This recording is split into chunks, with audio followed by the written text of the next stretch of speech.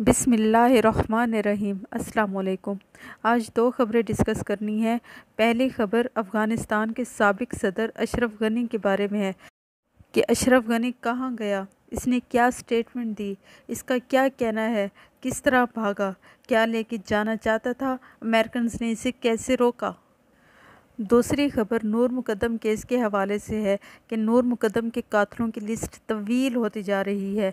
Police ने जिन लोगों को गिरफ़्तार किया है उन्होंने मुंह खोलने से साफ इनकार कर दिया। थेरापी वर्क्स का सीईओ जो कि डॉक्टर ताहिर है, वो अब ज़ाहिर जाफ़िर के वालिदैन को बचाने की कोशिशों में मसरूफ़ है, हालांकि पहले वो ख़ुद को बचाने की कोशिशें कर रहा था। अगर आपको लगता है कि मेरा चैनल सब्सक्राइब करना चाहिए तो कर दें और साथ में बेल आइकन के बटन को भी दबा दें ताकि मेरी वीडियोस आप तक पहुंचती रहें। अशरफ गनी अफ़गानिस्तान छोड़कर भाग गया।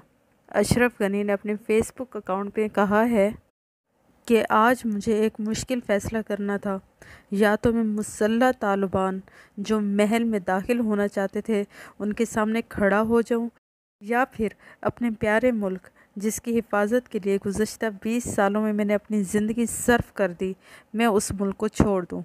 उन्होंने कहा कि अगर इस दौरान अनगिनत अफराद हलाक होते और हमें काबुल शहर की तबाही देखना पड़ती तो इस 60 लाख अफराद के शहर में एक बड़ा इंसानी अलमिया हो जाता। उसने मज़ीद कहा, तालिबान ने मुझे ये शहर छोड़ने पर मजबूर किया है क्योंकि वो काबुल और उसके बासियों पर हमला करने आए थे। काबुल को खून रेजी से बचाने के लिए मैंने मुल्क छोड़ना मुनासिब समझा। अब मैं आपको बताऊं कि इसके स्टेटमेंट से लगता है कि ये बंदा बहुत बड़ा फ़ाइटर है, इतना बड़ा फ़ाइटर है कि अगर ये तालिबान से लड़ पड़ता तो खून की नदियां बह जाती। अब आप इसका बहाना चेक करें कि अगर मैं अफ़गानिस्तान में होता तो लड़ाई हो जाती, मैं वहाँ होता तो ये हो जाता, मैं वहाँ होता तो ये हो जाता। मैं आपको बताऊं, अशरफ गनी वहाँ होता तो या तो गिरफ़्तार हो जाता या फिर इसके साथ मुज़ाकरात हो जाते, मगर इसने भागने में ही गनीमत समझी। अच्छा, मज़ीद कहता है ये शख्स कि तालिबान ने तलवारों और बंदूकों के ज़ोर पर फतह हासिल कर ली है और अब मुल्क की अवाम की जान व माल और इज़्ज़त की हिफाजत की ज़िम्मेदारी इन पर आयद होती है। मगर तालिबान दिलों को नहीं जीत सके। तारीख़ में कभी भी किसी को सिर्फ ताकत से ना हक मिला है और ना ही कभी मिलेगा। फिर मज़ीद कहता है ये शख्स कि बहुत से लोग अपने गैर यकीनी मुस्तकबिल के बारे में खौफज़दा और फ़िक्रमंद हैं। तालिबान के लिए ज़रूरी है कि वो तमाम अवाम को, तमाम अक़वाम को, माशरे के तमाम तबक़ात, बहनों और अफ़गानिस्तान की ख़वातीन को यकीन दिलाएं और उनके दिलों को जीतें। मज़ीद इस शख्स ने कहा वो अफ़गानिस्तान के मुस्तकबिल के मुतल्लिक़ वाज़ेह मनसूबा बंदी करें और इससे अवाम को बताएं। मैं हमेशा अपने मुल्क व कौम की बेहतरी और तरक्की के लिए काम करता रहूँगा। मुझे समझ नहीं आती ये किस तरह से अपने मुल्क की तरक्की के लिए काम करेगा। अपनी जान बचाने के लिए मुल्क छोड़ के भाग गया, अपने लोगों को छोड़ के भाग गया जिनको ये कह रहा है कि मैं आपके लिए काम करता रहूँगा। अब इवन हत्ता कि ये कहा जा रहा है कि ये 3 गाड़ियाँ डॉलरों की भरी हुई अपने साथ ले जाना चाह रहा था, मगर चूंकि अमेरिकन्स की गाड़ियाँ लगी हुई थी और अमेरिकन्स का सिक्योरिटी निज़ाम लगा हुआ था और अमेरिकन्स और यूरोपियन भाग रहे थे, तो उन्होंने बाकी गाड़ियाँ इसकी जाने नहीं दी। सिर्फ एक ही गाड़ी जो इस अशरफ गनी की थी वो गई, और तो उसमें जितना माल था वो ये अपने साथ लेके जा सका, और 3 गाड़ियाँ डॉलर्स की भरी हुई ये छोड़ गया।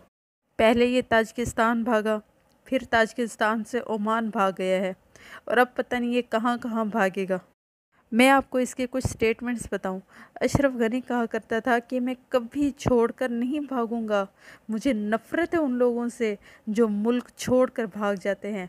ट्विटर पे अशरफ गनी और इसके साथियों ने बहुत अच्छी जंग लड़ी है, बहुत ही अच्छी जंग लड़ी है, मगर कामयाब नहीं हुए।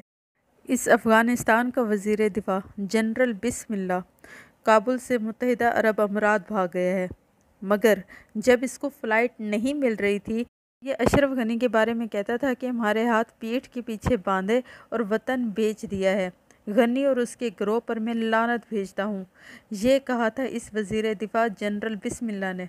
लेकिन इसके बाद इनको जनरल बिस्मिल्लाह को भी फ़्लाइट मिल गई और फिर ये अमीरात भाग गए।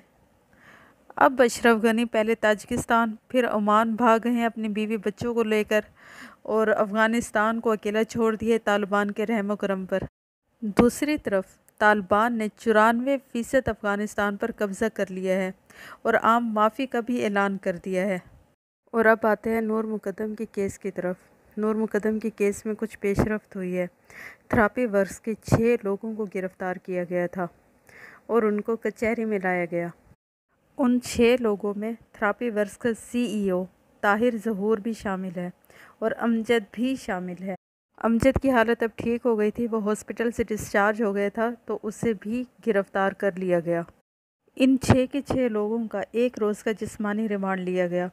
पुलिस तो चाह रही थी कि 3 रोज़ का जिस्मानी रिमांड मिले क्योंकि अभी तफ्तीश पूरी नहीं हुई थी, लेकिन अदालत ने 1 रोज़ का जिस्मानी रिमांड दिया। अब कहा जा रहा है कि सरकारी वकील ने इनके DNA कराने का भी कहा है। सरकारी वकील ने कहा कि वहाँ से हमें जो फिंगरप्रिंट्स मिले हैं वो एक के नहीं मिले, 2 लोगों के मिले हैं। मतलब आला कत्ल से, सराउंडिंग से जो फिंगरप्रिंट्स मिले हैं वो एक के नहीं मिले, वो 2 लोगों के मिले हैं। एक तो ज़ाहिर जाफ़िर के हैं, मगर दूसरे किसके हैं, इसलिए थेरापी वर्क्स वालों का भी DNA करवाना है। आपको बताती चलूँ कि पुलिस खानसामा, चौकीदार और माली इन तीनों के DNA का भी कह रही है। खैर, अब मुल्ज़िमान जो थेरापी वर्क्स के मुल्ज़िमान गिरफ़्तार हुए हैं, उनके वकीलों का कहना है कि आप इनको मुल्ज़िम क्यों बना रहे हैं, आप इनको विटनेस के तौर पर ले सकते हैं।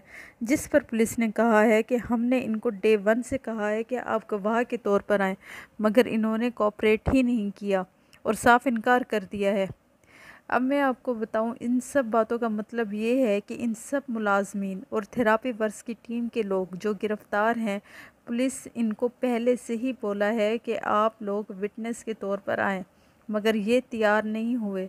तो इससे यही लगता है कि डेफ़िनेटली इनको जाफ़िर फैमिली की तरफ से बहुत पैसा मिला है, जिसकी वजह से ये लोग विटनेस नहीं बने और इनको सज़ा कबूल है, मगर विटनेस नहीं बनना चाहते।